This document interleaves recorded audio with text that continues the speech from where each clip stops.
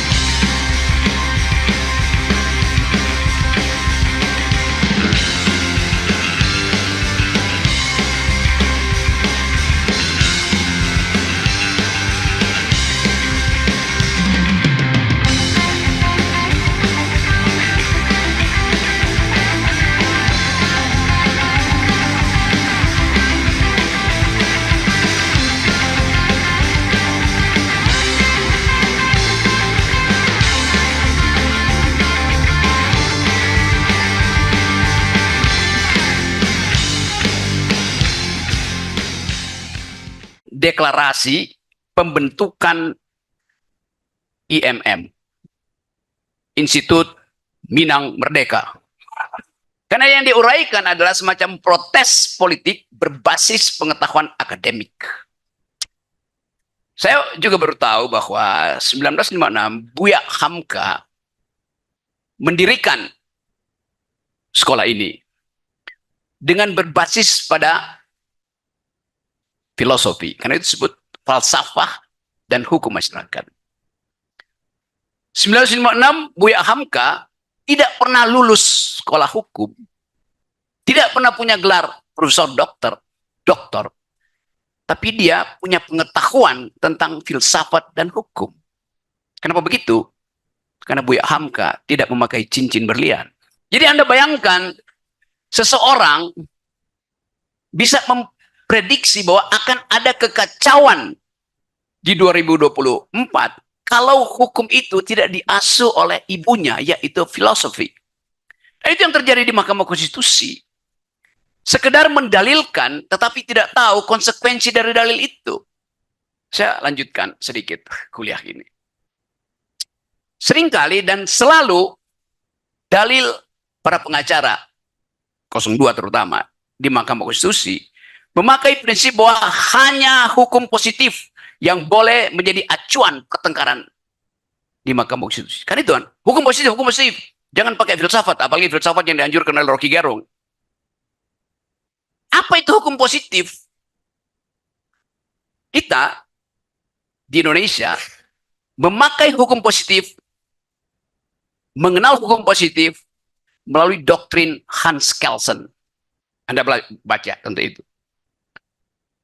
Hans Kelsen, orang Jerman, yang mendalilkan bahwa ayat tidak boleh bertentangan dengan ayat di atasnya. Ada Stephen Baum modeling di situ. Itu disebut hukum positif. Jadi hanya boleh diuji berdasarkan konsistensi antar ayat. Ayat pidana, ayat perdata, ayat konstitusi, kan itu namanya. Dan judul buku itu Pure Theory of Law. Yang salah diterjemahkan di dalam bahasa Indonesia. Pure Theory of Law. Bukan Theory of Pure Law, tapi Pure Theory of Law. Teori murni tentang hukum. Itu bahasa Indonesianya itu. Dan di situ dimulai kekacauan cara berpikir kita tentang hukum. Seandainya saya terangkan pada si pemilik cincin bahwa Hans Kelsen yang dipelajari oleh dia itu adalah murid dari Immanuel Kant yang filsuf besar dunia. mungkin cincinnya langsung cair, copot. Hans Kelsen menulis Pure Theory of Law mengikuti gurunya Immanuel Kant yang menulis buku Pure Thought, Pure Reason, akal murni. Dan Immanuel Kant adalah seorang filsuf. Jadi Hans Kelsen itu neo-Kantianism. Kalau istilah saya ucapkan, si Raja Cincin nyari ke Google. Dan dia akan tanya pada Wendra, apa benar begitu? Jadi bayangkan misalnya, orang belajar hukum tanpa belajar genealogi dari prinsip-prinsip hukum yang adalah filosofi. Tapi kita abaikan aja itu, karena itu meladeni kedunguan itu sama dengan berupaya untuk menghasilkan ketidakbenaran, itu dasarnya tuh. Nah, kita ingin hari ini kita coba bahas hal-hal yang menyangkut masa depan negeri ini, yaitu dengan tema dinamika politik hukum pada proses sirkulasi kekuasaan. Dinamika politik hukum. Saya senang ada di Muhammadiyah, karena di Muhammadiyah kita dididik untuk bertengkar. Muhammadiyah, mungkin saya sudah kasih kuliah di separuh deh. Universitas Muhammadiyah, berapa universitas sekarang? Ada 167. Bayangkan ada 167 Universitas Muhammadiyah. Kalau separuh aja dari dosen di Universitas Muhammadiyah mogok, IQ nasional turun 50%. Fasilitas yang disediakan oleh Muhammadiyah untuk membackup IQ nasional luar biasa.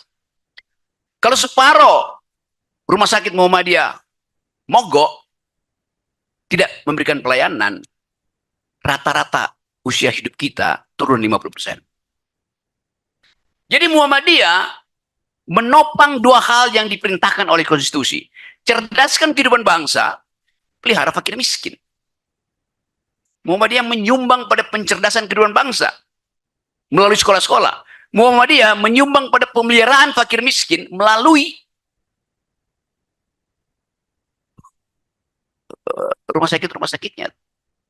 Dan sampai sekarang pemerintah berutang pada Muhammadiyah karena selama COVID ada 5 triliun uang Muhammadiyah belum dibayar oleh pemerintah. Kira-kira begitu kondisinya. Jadi kita balik pada keadaan tadi yang dicoba diulas oleh Pak Dekan. Apa yang menyebabkan kita gagal berpikir kritis? Terutama dari negeri yang menyumbang pikiran pada bangsa ini. Bukit Tinggi melalui Muhammadiyah menyumbang pikiran. Buya Hamka menyumbang pikiran. Haji Agus Salim menyumbang pikiran. Sultan Syahrir menyumbang pikiran. Tan Malaka menyumbang pikiran. Muhammad Nasir menyumbang pikiran. Jadi semua kelengkapan berpikir ada di kota ini. Kenapa kota ini berhenti untuk mengucapkan kritisisme? Kita mau kaitkan itu dengan sejarah kota ini atau sejarah Sumatera Barat yang mengatakan tidak pada kekuasaan pada Soekarno terlampau waktu itu karena ketidakjujuran Jakarta, ketidakjujuran Jawa untuk membagi keadilan. Lalu timbul gerakan untuk protes itu. Hal yang sama dilakukan di tempat saya, di Manado, dengan Permesta, dengan dalil yang sama tuh. Karena itu ada hubungan kemarahan antara Manado dan Bukit Tinggi. Ada garis kemarahan yang sama. Oleh karena itu saya akan tambahkan kemarahan hari ini. Kita hitung dari sekarang, apa yang akan terjadi di masa depan kalau Pak Prabowo akhirnya mengatakan bahwa dia adalah muridnya Jokowi, dia dipersiapkan oleh Jokowi. Blessing this guys. Beruntung Pak Prabowo ucapkan itu, sehingga kita tidak akan lagi tagih dari Prabowo oposisi itu. Karena Jokowi sendiri mengatakan bahwa Indonesia tidak memerlukan oposisi. Dan kelihatannya Prabowo mengambil kembali isu itu. Karena Prabowo mengatakan, saya dipersiapkan oleh Pak Jokowi. Walaupun kita tahu bahwa mungkin sekali Pak Prabowo berubah pikiran ketika dia sudah dilantik sebagai presiden di bulan Oktober. Tetapi konsistensi seseorang itu diukurkan di awal dia memperoleh mandat rakyat. Bahwa beliau yang sudah dinyatakan sebagai presiden terpilih yang akan dilantik bulan Oktober dipersiapkan oleh Jokowi, bukan dipersiapkan oleh rakyat ternyata. Bukan dipersiapkan oleh akal sehat ternyata. Bukan dipersiapkan oleh konstitusi ternyata. Bukan dipersiapkan oleh demokrasi ternyata. Jadi kalau kita bikin refleksi bahwa pada akhirnya kita mesti melawan terhadap kedunguan politik, terhadap keangkuhan kekuasaan. Tadi dinasti Jokowi masih berlanjut. Bobi mengangkat namanya sendiri. Tapi itu bukan nepotisme. Sama seperti soal Gibran, bukan nepotisme yang kita udah bahas berkali-kali, Bu. Kalau begitu Gibran itu siapa? Anaknya Jokowi? Bukan. Ponakannya Paman Usman? Bukan. Lalu siapa? Kan bukan nepotisme, bukan keponakan, bukan nephew. Jadi bayangkan, argumen dari Mahkamah Konstitusi bahkan tidak paham basis dari pengertian nepotisme. Bahasa Italianya apa? Nipote artinya ponakan. Orang Inggris ambil alih jadi nephew. Orang Indonesia terjemahkan nepotisme. Jadi kedunguan 5 hakim ini terbaca pada ketidakmampuan mereka bahkan untuk mengenali istilah yang paling primer, yaitu kekuasaan harus dihasilkan melalui kompetisi. Nepotisme tidak ada kompetisi. Oh iya, tapi kan Gibran dipilih oleh rakyat. Dia potong logikanya. Dipilih oleh siapa? Oleh rakyat. Disodorkan oleh siapa? Oleh bapaknya. Kan problemnya disodorkan oleh siapa? Melalui proses yang buruk di Mahkamah Konstitusi itu. Nah, itu yang menimbulkan pertanyaan pada kita. Kalau keadaan ekonomi memburuk, dan pasti memburuk. Sri Mulyani bilang ekonomi akan tumbuh 5%. Tuh. Ya biasa aja, 5% itu biasa aja. Warung Padang di Jakarta menghidupkan ekonomi 6%. Apakah di situ ada intervensi APBN? Enggak ada. Gojek menaikkan pertumbuhan karena ada interaksi ekonomi antar rakyat. Enggak ada bagian APBN yang menghidupkan ekonomi ini kalau cuma 5%. APBN itu fungsinya menghasilkan lebih dari 5%, 6%, 7%, atau 10% seperti yang dijanjikan oleh Jokowi yang nggak pernah terjadi kan. Jadi coba kita bahas secara lebih teliti bahwa semua yang diucapkan di depan Monas itu omong yang kosongnya paling besar itu. Apa beda antara Jam Gadang dan Monas? Di Jam Gadang kita coba bangun kejujuran. Di depan Monas yang ada adalah kedunguan. Kita sekarang ada di sini depan Jam Gadang untuk menghasilkan kembali Indonesia yang berpikir, Indonesia yang berpikir. Yang setajam-tajam pikiran awal dari Republik ini, yang disumbangkan dari Sumatera Barat. Kan surplus pikiran itu yang ada di kita hari ini, kita ingat sekedar sebagai sejarah. Saya balik pada soal tadi, kenapa atau mengapa fasilitas keunggulan berpikir itu berhenti diproduksi dari tempat asalnya, yaitu Bukit Tinggi. Apa yang terjadi sebetulnya? Apakah trauma PRRI itu masih menghantui masyarakat kita? Dulu, mereka yang berpikir tajam pergi ke Jakarta untuk mempengaruhi pikiran nasional berhadapan dengan kolonialisme itu. Hatta pergi bergaul dengan kaum sosialis Eropa dan datang dengan ide koperasi. Tajam sekali idenya itu tuh. Sultan Syahrir belajar filsafat, nggak lulus dari Leiden, tapi dengan logika yang kuat bisa mempromosikan Indonesia di PBB. Semua itu adalah hasil eksodus orang Bukit Tinggi, eksodus Sumatera Barat, pergi bersekolah, balik dengan pengetahuan. Itu dasarnya. Kalau di awal saya Wendra Yunaldi, bagi saya pasti orang Jawa.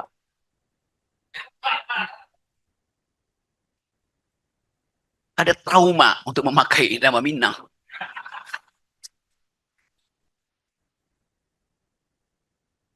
Tumpang pikirannya masih Minangisme. Sangat Minang itu, yaitu oposisi. Berkelahi pikiran tuh, bertarung dalam ide itu. Jadi nggak usah peduli dengan nama. What is in a name? Kata Shakespeare tuh. Saya balik pada duduk perkara kita. Kebangsaan kita tuh. Kita bicara tentang kebangsaan di Jam Gadang. Sementara yang ada di depan Monas adalah kebangsaan. Dialektika itu yang bisa kita uji. Mengapa kebangsaan menguasai kebangsaan? Karena ada konsekuensi untuk mengatakan bahwa kebangsaan dihidupkan dengan imajinasi. Kita ingat buku yang ditulis oleh pemikir seorang Indonesianis dari Cornell University, Ben Anderson, menulis buku The Imagined Community. Indonesia is the imagined community. Komunitas yang dibayangkan. Bangsa itu bukan yang ada sekarang, tapi yang dibayangkan. Karena itu kita ditarik terus untuk berpikir apa ide kebangsaan di depan itu. Bukan sesuatu yang sudah selesai. Konsep nation selalu dalam kondisi in the making, ongoing. Kita isi itu. Dengan apa kita isi itu? Ya dengan pengetahuan. Supaya kita bisa bertanding dengan bangsa-bangsa lain di wilayah yang sama pengetahuan. Tapi kalau kita hitung dari sekarang, keinginan untuk melihat Indonesia berpengetahuan dibatalkan oleh statistik bahwa IQ nasional kita hari ini tinggal 78. Sedikit di atas simpanse. Datanya begitu keadaan kita tuh. Kita bicara tentang kampus merdeka. Tapi kehilangan kemerdekaan untuk berpikir.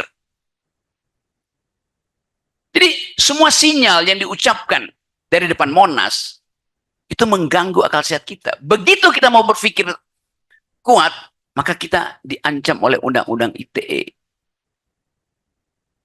Kemarin hari Senin,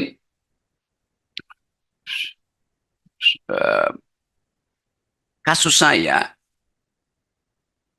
diputuskan bebas oleh Pengadilan Negeri Jakarta Selatan. Hakimnya hakim yang berpikir. Dia katakan bahwa Rocky Gerung berhak untuk mengkritik kebijakan pemerintah. Yang paling tinggi kritik terhadap presiden. Karena itu ucapan Rocky Gerung, ini putusannya punya begitu, bahwa Jokowi bajingan tolol, itu tidak boleh diperkarakan.